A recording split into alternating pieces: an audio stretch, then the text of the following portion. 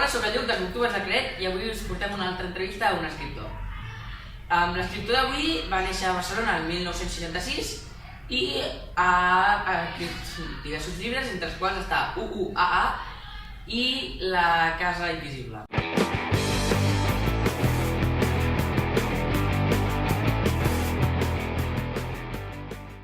Que passi Oriol Ràfols. Bon dia. Més o menys, a partir de quina edat vas començar a escriure? Vaig trigar, jo diria que des dels 30 i pico anys no vaig posar-me seriosament a escriure o a provar d'escriure.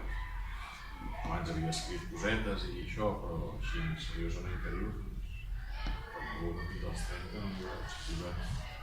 Quan estàs escrivint, quins sentiments et tenen? Bé, jo m'agrada escriure, o sigui, estic a gust.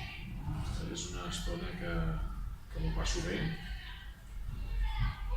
Tens la sensació que estàs, doncs això, com molt ficat en una cosa. Per tant, tinc al cap tota la novel·la, no? Tot el que tinc clar que vull fer, tot el que he fet. Per tant, estic com molt ficat. Per tant, encara que passin coses o encara que ho hagi de deixar una estona, després és fàcil de tornar-hi. Per tant, la sensació que sí que estic com molt agafat per la feina que faig i també de disfrutar, de poder estar fent una cosa que tinc ganes de fer, que la puc anar fent i que tinc la sensació que va sortint. Mentre tu estàs escrivint, tu escrius com si estiguessis a la història o com si fos una història que has generat tu totalment? Jo sí que em fico molt en la sensació com d'estar dins de la història, però també em preocupa molt assegurar que no em deixo, diguéssim, portar per la història, sinó que estic controlant perquè quedi escrit i no quedi descontrolat. O sigui, una cosa que a tu et pot estar agradant o semblar interessant, si dediques més pàgines o més paraules de les que calen, s'acaba fent pesat. La sensació d'estar dintre, però no tan a dintre, diguéssim, que perdi el control. Per tant, m'interessa molt controlar que no s'allarga o que no es desaprofita alguna cosa que es pugui explicar més bé, però que estic controlant, que el ritme de l'explicació, quan es llegeixi, quedarà bé.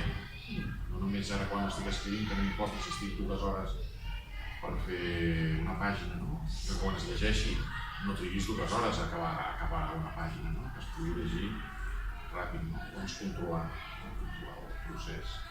D'on et ve la vocació aquesta d'escriure? Des de sempre que m'agrada llegir, una cosa és que hi ha èpoques de més temps o que té més facilitats. I escriure, diria que també des de sempre m'ha agradat explicar històries. A vegades són històries orals que expliques, o explicar acudits, o coses d'aquestes que són improvisades moltes vegades. I d'aquí intentar escriure una cosa com més pensada, més feta, amb més temps. Una idea, no sé exactament a partir de què, però doncs sí, ganes d'explicar. Defineix les teves novel·les amb una sola frase. Una sola frase? Si vols, una novel·la amb una i una novel·la amb l'altra. Bé, la primera és molt fàcil perquè pràcticament tot queda reduït a...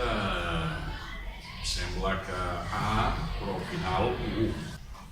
I la segona, doncs, sí, vivim envoltats de coses invisibles que tenim al davant dels nassos. Quant temps vas trigar a escriure el teu primer llibre? Vaig trigar 1 any i mig.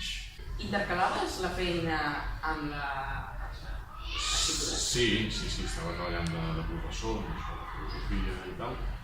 I a les tardes, les estones que tenia lliures, quan aprofitava la setmana, per escriure. si has de combinar les dues coses. Hi ha èpoques, per exemple, èpoques d'avaluació, no? Que els exàmens s'havien de passar per davant del llibre i per tant quedava parat el llibre. Això també ens passa a nosaltres amb la lectura. La setmana d'exàmens no pots llegir. La setmana següent toca corregir. Mentre escrivies els teus llibres, tots, quins obstacles vas anar trobant a l'hora d'escriure i publicar-lo? Bé, a l'hora de publicar-lo, molts obstacles, perquè bàsicament costa trobar gent o editorials que vulguin publicar. Penso que si sortís per la ràdio o si sortís per la tele no tindria tants problemes, però en tot cas costa publicar. Escriure, comparat amb publicar, és més fàcil. Aleshores, no sé, obstacles. I hi ha vegades que has de prendre una decisió de com enfoques un canvi o una situació. Doncs això has de deixar-ho durant un temps i ho has d'acabar de valorar. O alguna cosa no està funcionant i has de tirar enrere i tornar a començar. A les teves novel·les, quan vas començar a escriure el llibre, ja tenies molt clar quins eren els teus objectius o va ser una mica improvisat? Jo no em poso a escriure si no tinc clar el final. És una cosa que em sembla que ajuda a no donar voltes o a no perdre's, o que encara que hagis de fer canvis, saps on vas a parar. Aleshores, sí que tinc clar com ha d'acabar i a vegades també tinc clar alguns passos que hi ha d'haver-hi, però un cop tinc clar al final, doncs sí que em poso a escriure i això el que intento és desenvolupar el punt de partida per poder arribar on sé que vull arribar. Això pot costar més o menys, però almenys sé on vaig. O sigui, tens clar al final. Al final, sí. Com vas publicar el teu primer llibre, com vas decidir que publicaries? Vas dir si vinga, publico, o... Un cop vaig acabar d'escriure em va semblar que havia quedat mínimament bé, vaig estar buscant a veure possibilitats de publicar, vaig presentar-me alguns premis literaris, al final vaig guanyar un premi, el Premi Lluís Manuel Casero, i amb el premi hi havia la publicació. I aquest premi, com va afectar la teva vida? Home, va ser una forma d'animar-me per la feina feta, el que passa que, bé, després va quedar com aturat en el sentit que es va publicar el llibre, no sé si vaig trigar molt a escriure el següent o que el següent no em va sortir bé o el que sigui, però no vaig connectar amb una nova publicació, sinó que va quedar la cosa bastant com refredada i per tant vaig anar escrivint però no he aconseguit publicar sempre. Va afectar puntualment, però la cosa va seguir molt normal. I a l'hora d'escriure, tens alguna espècie de ritual o alguna cosa?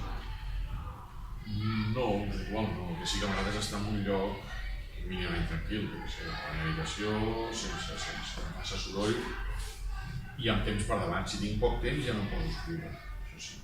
Si tinc per davant tenir 2 o 3 hores, si no m'hi poso. I en què t'inspires quan estàs escrivint? En qualsevol cosa, coses, fets coneguts, anècdotes, coses que han passat, que intentes també no repetir-les, sinó a partir d'aquí mirar de buscar una altra... continuar la història o imaginar què passava abans d'aquesta anècdota, per reconstruir o imaginar... El que tu escrius és més tirant cap a fictici que tens que tu hagis viscut? Sí, és ficció, però a partir de situacions realistes, diria jo. Basat en fets reals? O que podria, si no han passat, que podrien passar. Per tu futur, com a escriptor, què tens pensat? Algun altre llibre o...? Bé, ara fa un any vaig acabar una novel·la i estic mirant d'enviar-la a diferents editorials, a diferents concursos, premis literaris, a veure si és possible que es pugui publicar. I també espero que d'aquí un temps, normalment espero un temps entre llibre i llibre, perquè si no se solen barrejar les idees i acabes fent el mateix que ja has fet. Per fer un llibre nou has de deixar passar un temps. Espero que passi aquest temps i que pugui tornar a poder escriure, no sé, un any o una cosa així. Espero que us hagi agradat aquesta altra entrevista, com les altres que hem fet. I ens veiem en un proper vídeo. Adeu!